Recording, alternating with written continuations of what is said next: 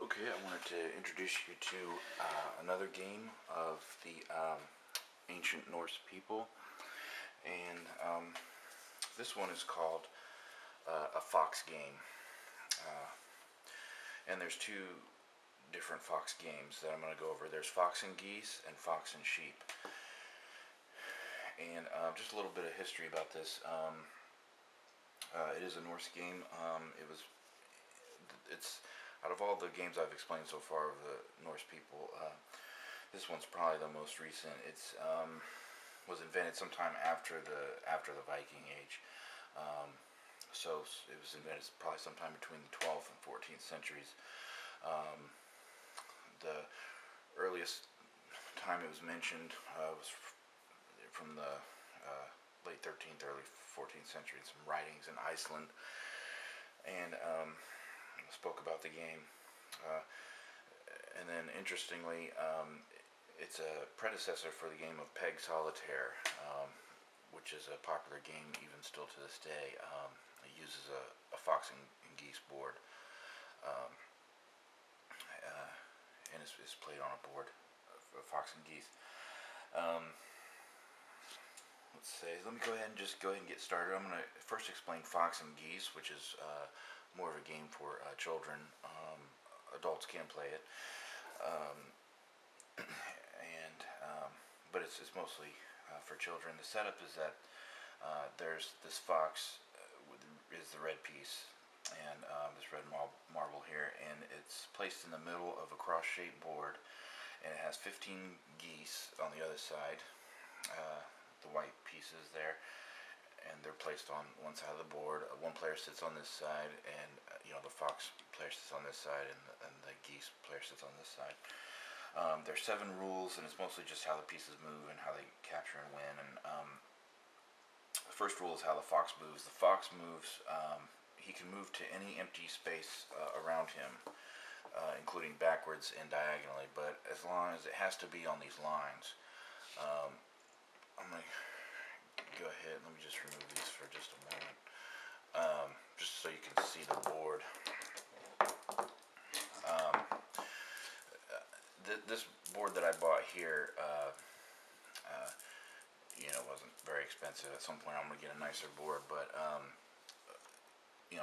of the boards are going to already, I had to draw these lines on here, and that's rare. Most of the boards will come up, you'll see will have these lines already on there.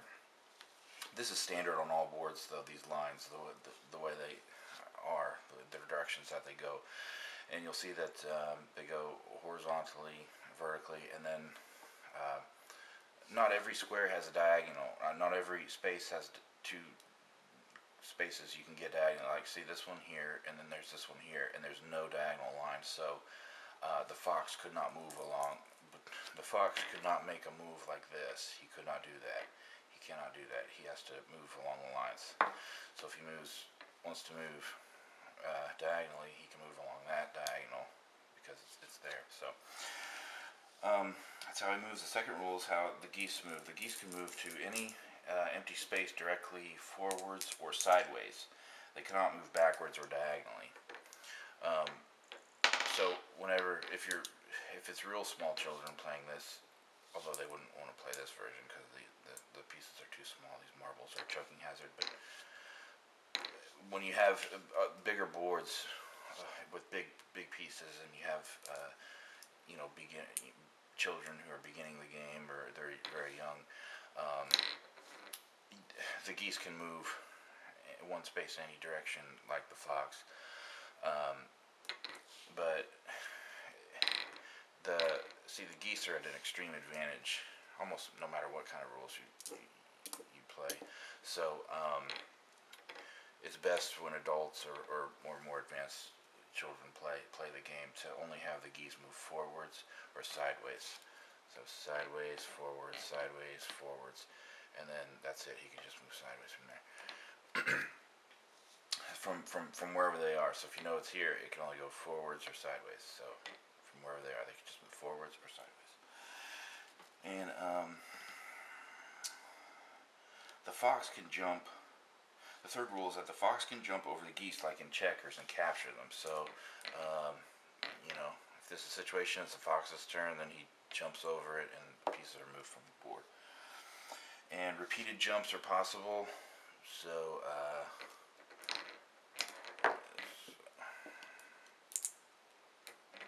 you know, if he's over here, then he just jumps there, and these two are removed from the board. And but unlike checkers, capturing is not mandatory. So you know, in checkers, if a space is available to jump, then it's mandatory. But in Fox and Geese, it's not mandatory. He doesn't have to. You know, if that's the situation, it's his turn. He doesn't have to jump there. He can move away and do something else if he desires. We'll see later that sometimes you might want to do that in your strategy. You know, the geese might be trying to corner you and force you to jump into a corner, and then you can't get out. That happens sometimes. So, and the fox wants to stay sort of in the middle of the board.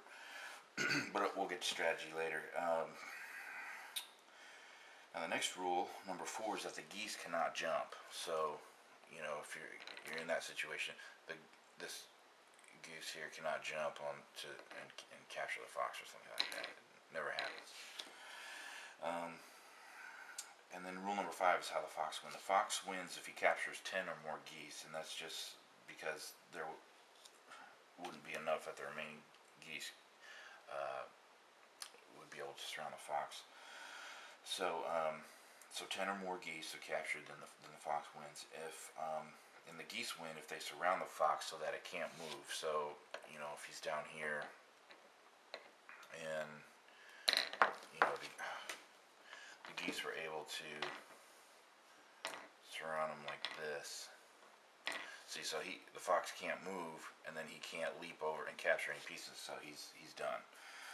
The game would be over.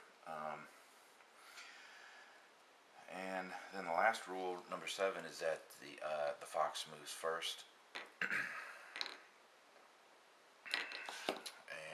that is how you play fox and geese. And now we're going to go to the next game, which is fox and sheep, also called Ravspel. And it is set up pretty much a similar way. There's 2 different versions of that game I'm going to show you. Actually, the first one is where if you have a board like this, where this is the maximum number of geese, or in this game it's sheep. They're sheep now. Came with is 15, and the standard for fox and sheep is 17 pieces. Which so first I'm just going to show you a modify. So for 15, take away 2 to make 13. And just have one fox, and he's down here. So this would be the setup. There's a fox, the red piece, then 13 sheep pieces, the white pieces. The sheep are placed similar to his fox and geese, but the fox is placed on the very end row of the bottom of the board, and in the middle of that row, opposite the sheep. And the rules are basically the same as in fox and geese, but there's 3 differences. And the first one is that the fox's jumps are now mandatory, as in checkers. So you gotta watch for that. The jumps are now mandatory. You know, so if you know that situation happens, he doesn't have a choice. He can't move away. He has to jump over it and capture it and remove it from the board. And then the fox wins if he captures 8 or more sheep, leaving 5. And then the last difference is that the objective for the defenders, the sheep, is to reach a certain destination of the board. There's 2 ways to win. They can win the same way as before, where remember he was all surrounded down here and he couldn't move or jump. So that way is still available to you to win. But now the sheep have another way to win, and that's where they have to reach these last 2 rows here are now called the paddock or the corral, and that's where the sheep want to go. They want to go and be safe in the corral. And so if you can get 6 of these pieces down here towards in the corral in the paddock, and it doesn't matter what the fox is doing, you know, or what else is going on in the game. It doesn't matter. The game would be over because these sheep reached here. And that's it. Let me just show you before I go into strategies into detail. Let me just discuss the way that you're going to find how to play fox and sheep. Again, that's the adult version. How you're going to see that when you play online or look at information online or buy a board. Most boards will come up with 2 foxes. I had to borrow these pieces from one of my 9 men's Morse games sets, and so I count these blue ones as my extra sheep, and the orange one as an extra fox, because when you buy a nicer board than this one, it'll come with all these pieces, and you can play either game, fox and geese like I showed, or fox and sheep. And so this is what that would look like. I just wanted to show you. And the only difference is that in this case, it would take 9 to put in the paddock. You have to put 9, and then you would capture. You know, the fox would have to just capture just to where there's 5 left, and he would win. So, you know, if the 2 foxes were out here somewhere, and there's stuff going on up here, and the sheep came down here, because see, there's more pieces, so there needs to be 9 here in the paddock, and the game would be over. Okay, and so let's just discuss the strategies. It's not too involved of strategy, but we'll discuss the fox first. And the fox is very simple. He just concentrates on just a couple things, and that is to stay in the center of the board. So he wants to just make moves. Again, you don't want to go down here. He'll get trapped. And just kind of stay in the middle of the board, and preferably you aim for the spaces where where there's diagonals, or he'll have even more options than just, you know, going here. Now he can't move diagonally from that square, but I mean, sometimes he's going to have to go there, but you know, when I play, I always just move along to where he can move at a diagonal and then just come back to the center and wait for you know, the player playing the white pieces to open up jumps. And let's see, then that's easy. The strategies for the white pieces is where you don't want to move pieces that are close, that are going to leave spaces. Just, you know, that's an easy capture right there. What you have to do is you have to you know, let's say the first move is here. Move a piece that's farther away, you know, but move them up, you know, move the pieces up, you know, like this, and the next move, then move the piece behind it. See, so now this, you know, this is vulnerable for jumping. Now it's not. But see, if you move those pieces near the fox, and you might not be able to do that because he might be able to jump. So if you do it farther away, and then now you're closing in on him from afar. So, you know, he moves like this, you know, you could move that, and if he comes down to try and attack, you could, you know, move that way.